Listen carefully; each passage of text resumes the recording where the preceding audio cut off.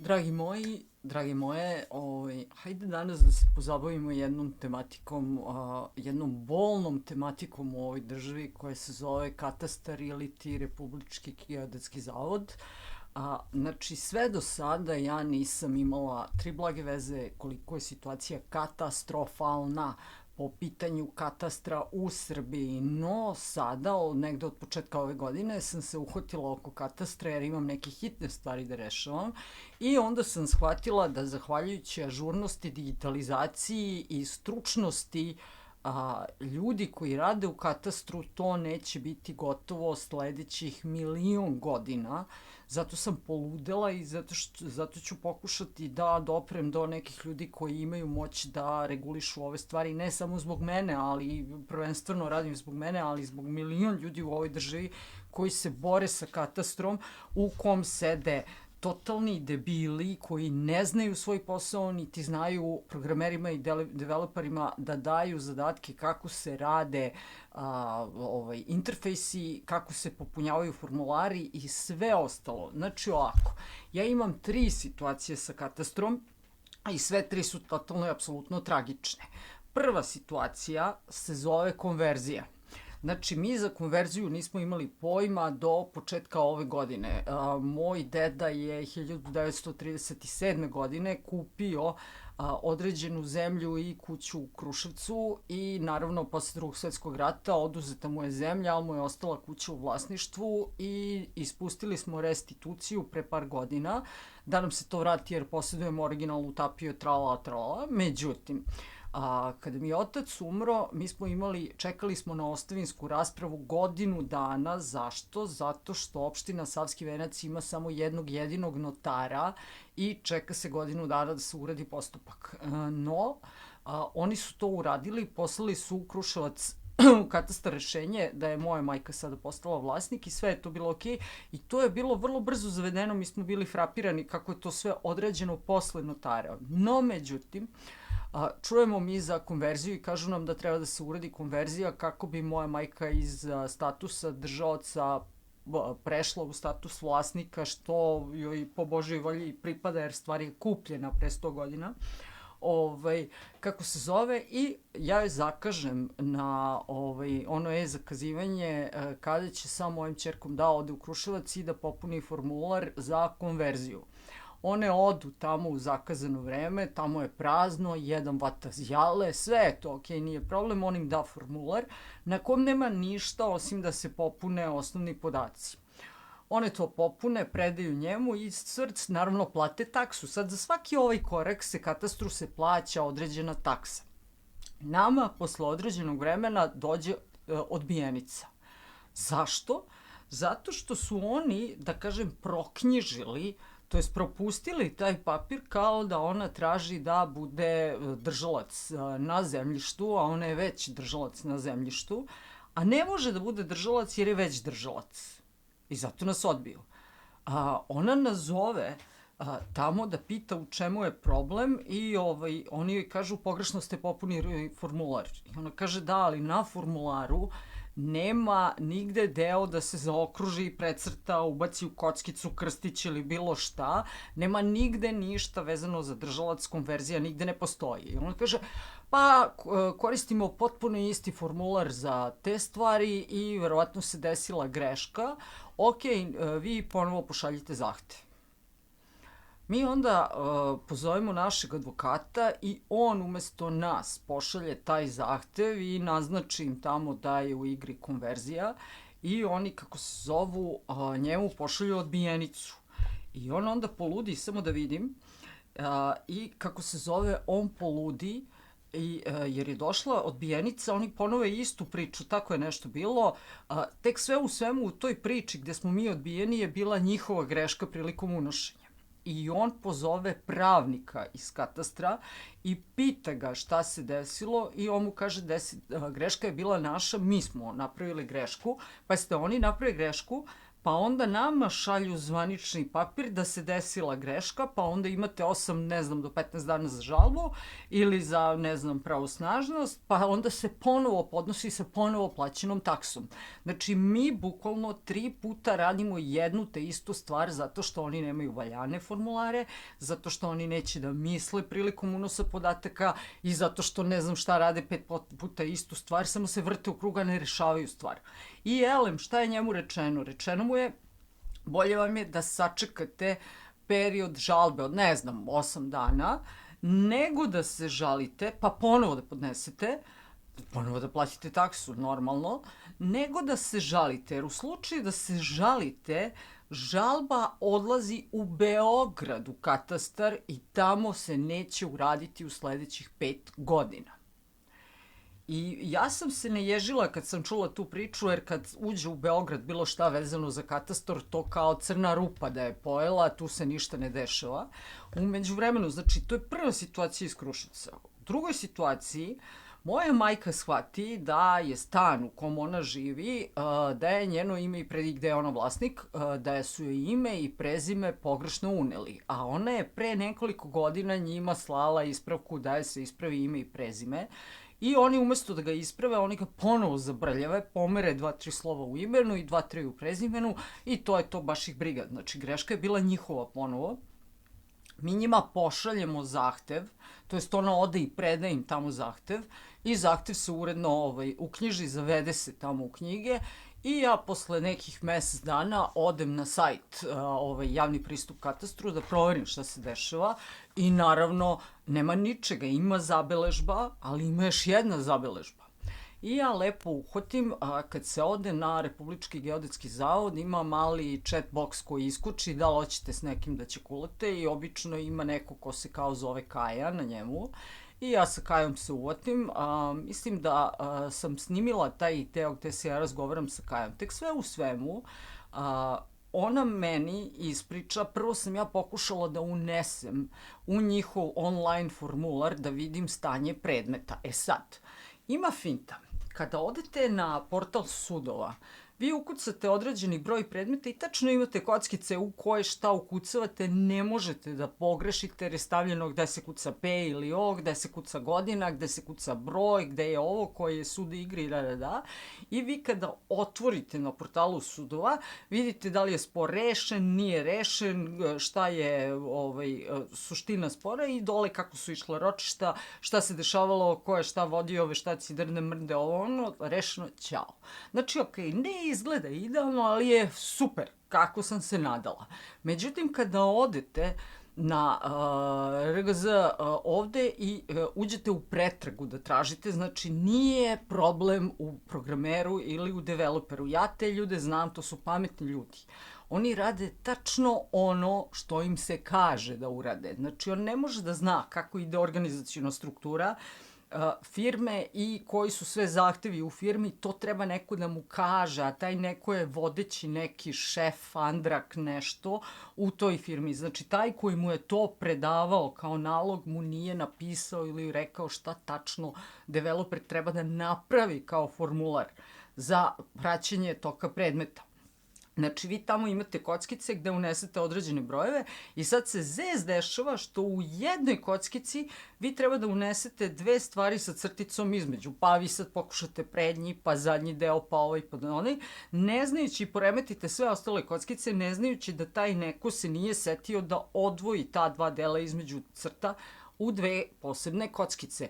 To traje i onda se zove Kaja, pa se pita Kaja, pa Kaja objašnjava. Zašto bi Kaja objašnjavala? Pa ako neko nije sposoban to da napravi na sajtu, onda ispod tih kockica se samo napiše primer šta se gde unosi, sitan red ovako jedan i reši se problem i Kaji i čoveku koji to unosi.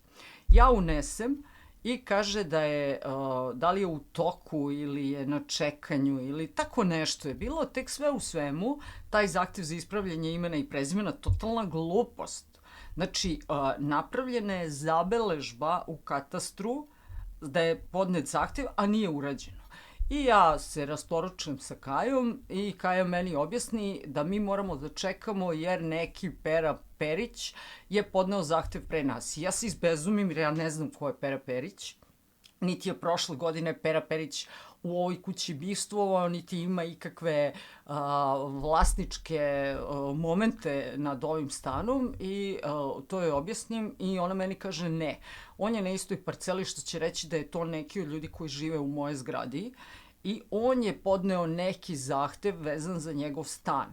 On čeka više od godinu dana, a dok se ne reši dotični Pera Perić, mi ne možemo da dođemo na red. Ona ne zna kad će da se reši Pera Perić, ja to ne mogu da vidim u toku predmeta i ne mogu da vidim u kojoj fazi i šta se dešava. I treća stvar, dok su oni radili zabeležbu, dok su unosili zabeležbu u katastar, mogli su da promene ta 3 slova, umesto da unose zabeležbu, odmah da promene ta 3 slova, znači manje bi posao bio nego da ukucavaju brojeve i da smo mi mirni. Znači šta oni rade tamo, čime se oni bave, čije su to tetke, strine, svastike, zaposlene po bilo koje liniji koje nemaju 3 trunke mozga da uključe mozak da urade posao čas posla. Znači to je ime i prezime, znači mi čekamo na ispravku imena i prezimena sada ko zna koliko. Treća stvar, još komplikovanija stvar, znači vlasnici smo određene parcele za građevinsko zemljište, znači tu nešto treba da se gradi kao suvlasnici sa više ljudi. I mi smo se dogovorili da to prodamo i da se mi čistimo, a da se tu diže neka zgrada. Problem je u tome što postoje 3 zabeležbe u katastru na toj parceli. Znači moramo da ih očistimo pre nego što uradimo konverziju. A bez konverzije mi ne možemo da prodamo nekretninu. Razumete? A to će da traje i to već traje. I sad poenta je, prva zabeležba je trebala da bude obrisana krajem aprila, to jest ne da bude obrisana, nego je doneto je rešenje, čekalo se sve, čoveku su obećali da će to uraditi krajem aprila i to se nije desilo.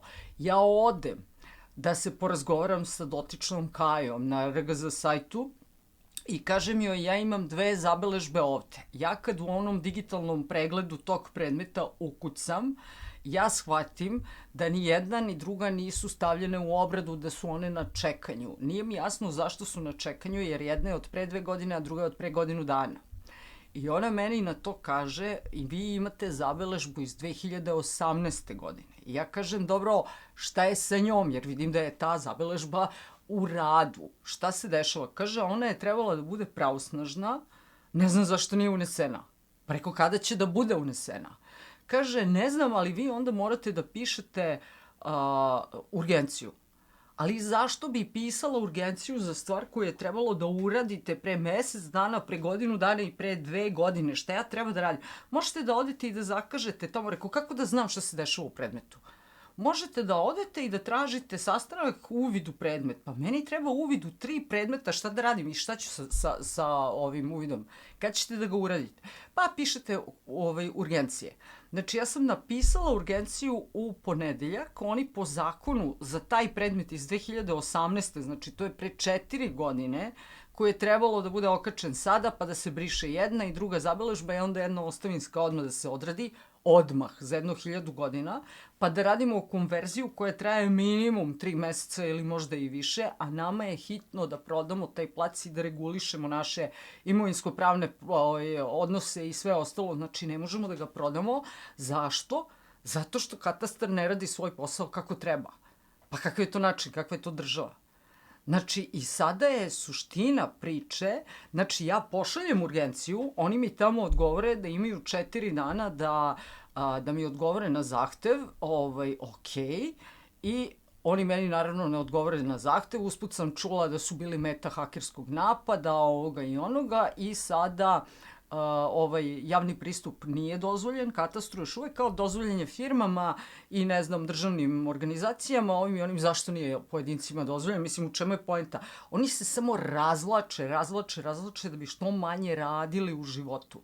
Znači ovo je totalna i apsolutna sramota države Srbije. Ja reči nemam da mi ne možemo da se pomeramo, jer neka tamo tetka spava u katastru, neka tamo svastika ne zna da uradi posao, neki tamo Perica unese zabeležbu umesto da ispravi 3 slova i da nema zabeležbu. Znači, developer nema 3 blage veze šta su mu taskovi da odradi, jer to šef koji vodi službu ne zna.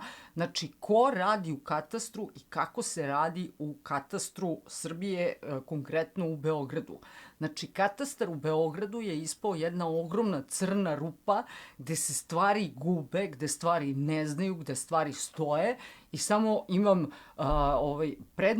predmet još nije uzet u razmatranje ili predmet je radi u toku ili predmet je na čekanju i to. Znači, nigde o čemu se radi, u kojoj fazi, šta su uradili. Vataju zjale, samo spavaju, ništa ne rade. Znači, ja sam poludela i ja ću pokušati da pronađem način kako da njih nateramo da rade posao za koji ih ja plaćam, jer sam ja privatnik. Znači, ja kad radim pola za državu da bi platila nekoga tamo koji vata zjala i koji spava. Znači, ja nemam ništa protiv toga da se ljudi sa nižim kognitivnim i mentalnim funkcijama zapošljavaju u državnim službama, ali se zna šta takvi ljudi rade. Oni čiste, oni su kuriri, kuvaju kafe i tako dalje. Njih ne zapošljivaš na mestu gde treba da se misli. Ali ovde se očito tako radi, jer ja ne znam, jer nemate inteligentnih ljudi da vam rade u katastru, nego ste uzeli najgore mentalni šljam, mrtvo more da vam radi. Znači, totalno sam besna i sad ću pokušati da vam pokažem kako je to na licu mesta izgledalo sa nazovi Kajom, gde sam ja poludela nekoliko puta, pa malo da se smejete i da uživate u tome. Znači, katastre u Beogradu, sram vas bilo. Sram vas bilo. Vratit će vam se, sve će da vam se vrati, verujte mi. Verujte mi, blokirate nam živote, vaši životi će biti blokirani, životi vaše deca će biti blokirani. Nemam reči. To je to, sad ću vam pokažem kako to izgleda uživo sa Kajom, pa i vi da uživate sa mnom zajedno. Ćao. Evo, ovde sam ja prvi put u svom životu otkrila da postoji chat sa ovim botom Kajom i tu ja ne mogu da pročitam sada, pošto radim voice over preko telefona, ali tu sam ja njoj ispisala u čemu se radi, ispravka prezimena, mrt, levo i desno. Ona se meni javila i onda je ona meni tu objašnjavala kako postoji još jedna zabeležba. Onda me, kao što sam ispričala, izbezumila, jer sam ja mislila to ima veze sa mojim stanom, ali ne, ima sa mojom zgradom. Inače, moja zgrada ima 90 stanova i sad kad bi nas 5 u zgradi podnelo zahteve, to bi bilo, na primjer, gotovo za jedno 50 godina ovom brzinom kojom radi katastar u Beogradu. I onda ona tu meni prvo objašnjava kako se popunjavaju kockice i kako se popunjava taj zahtev da se vidi šta se dešava sa predmetom, ali džabe vi kad naučite kako ćete i gde ćete koje brojeve da denete, to vam ne znači ništa jer nećete dobiti ništa. Dobit ćete ili je predmet na čekanju, ili je predmet u toku i ništa više. Ništa, nikakav objašnjenje, ništa a ako želite onda morate specijalno da zakazujete sastanak i da idete tamo da tražite uvid u predmet. Pa čemu služi ta digitalizacija i koja je to brzina i šta su oni uradili? Evo sad ovde uživajte još par sekundi u mom razgovoru sa Kajom, jer ja tu ne mogu da se sastavim šta gde treba, I na kraju sam toliko poludela i rekla sam ovo će biti snimljeno i ja ću ovo da pokažem.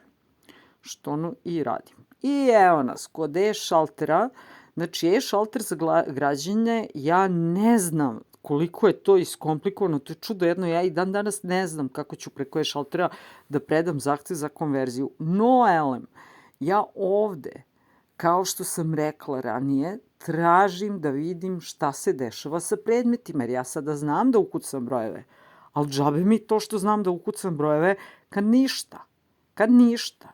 I onda nas dve tu počinjemo priču šta i kako treba da se preda i da se piše urgencija i da se urgencija piše zbog nepravosnažnosti predmeta. Pa ovako, znači ja sam završila inženjerski fakultet, ja u pravo se ne razumem i ja kao građanin ove države uopšte ne moram da znam pravnu terminologiju, niti bilo šta vezano za to.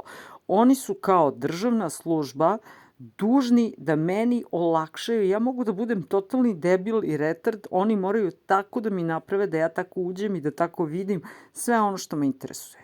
Oni to nisu uradili. Kakva urgencija zbog nepravosnažnosti?